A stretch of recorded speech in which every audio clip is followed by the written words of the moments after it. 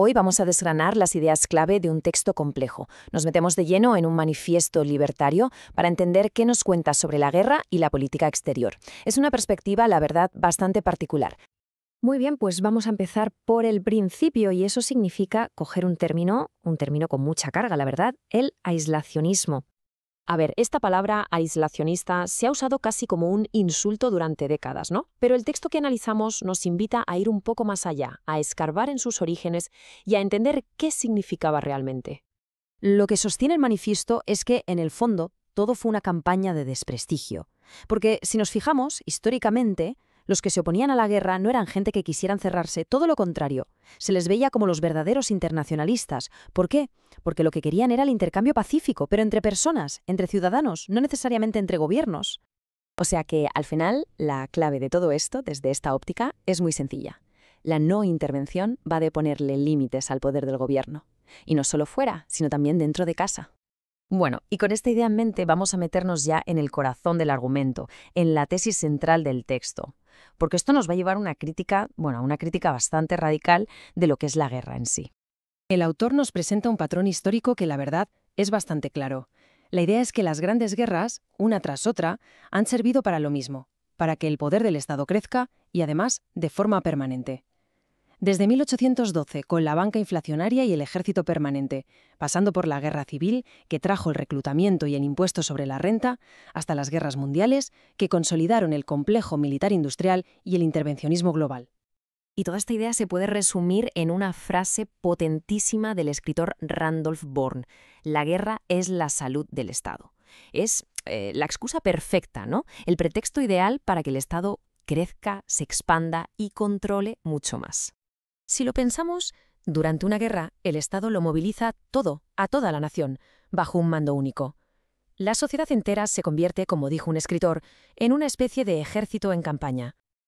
Vale, todo esto está muy bien en teoría, pero ¿cómo se aplica esta idea a un caso concreto?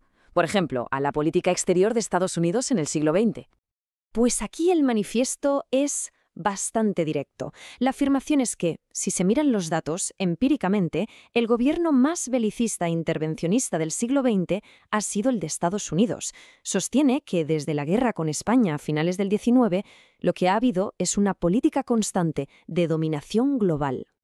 Y para sostener esta afirmación, que es muy fuerte, el autor recurre al trabajo del periodista Garrett Garrett. Ya en los años 50, Garrett estableció una especie de checklist para identificar un imperio. 5 señales, a saber: 1. El poder ejecutivo se impone. 2. La política nacional queda en segundo plano. 3. Domina una mentalidad militar.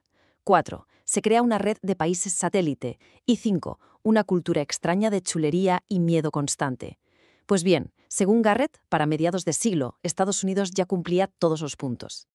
Claro, la gran justificación para todo esto, la que todo el mundo conoce, era la Unión Soviética, la amenaza de una URSS agresiva que quería conquistar el mundo. Pero aquí es donde el texto da un giro. Ofrece una visión totalmente opuesta. Sostiene que la URSS era en realidad un actor conservador, centrado en su propia seguridad nacional. La argumentación es que la propia teoría marxista se basa en la revolución interna, no en la conquista, que la política oficial soviética era la de coexistencia pacífica y que con el tiempo el Estado soviético se volvió más conservador, más preocupado por su propia supervivencia que por la revolución mundial.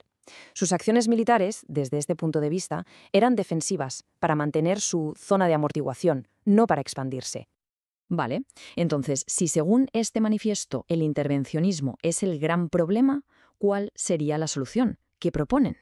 Pues la alternativa que se plantea es lo que llaman una no intervención estricta. ¿Y qué significa esto? Pues por un lado, un aislamiento político y militar total, neutralidad.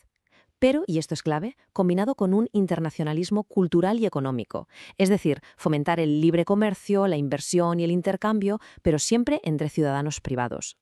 Y esto en la práctica sería, bastante radical. Implicaría desmantelar todas las bases militares en el extranjero, traer de vuelta todas las tropas, abolir la CIA, acabar con toda la ayuda exterior y buscar un desarme global, especialmente de armas nucleares. Y claro, esta visión choca frontalmente con otras formas de pensar. Hay un intercambio de ideas, de los primeros días del movimiento libertario moderno, que lo ilustra a la perfección. Es una crítica de William F. Buckley, un referente conservador. La puya es buena, ¿eh? La idea de que los libertarios quieren vivir en su mundo ideal mientras otros hacen el trabajo sucio. Pero la respuesta de Ronald Hammoway, un libertario, es tremenda. Le da la vuelta al argumento. No lo plantea como una cuestión de valentía, sino como algo mucho más profundo. ¿Quién tiene derecho a decidir arriesgar la vida de todo el mundo en un holocausto nuclear? Y al final, esto nos lleva a un dilema que sigue totalmente vigente. Ese grito de «mi libertad o su muerte», ¿quién decide? Cuando un Estado actúa en todo el mundo en nombre de la libertad, siempre queda la pregunta en el aire. ¿La libertad de quién exactamente? Y sobre todo, ¿a costa de quién?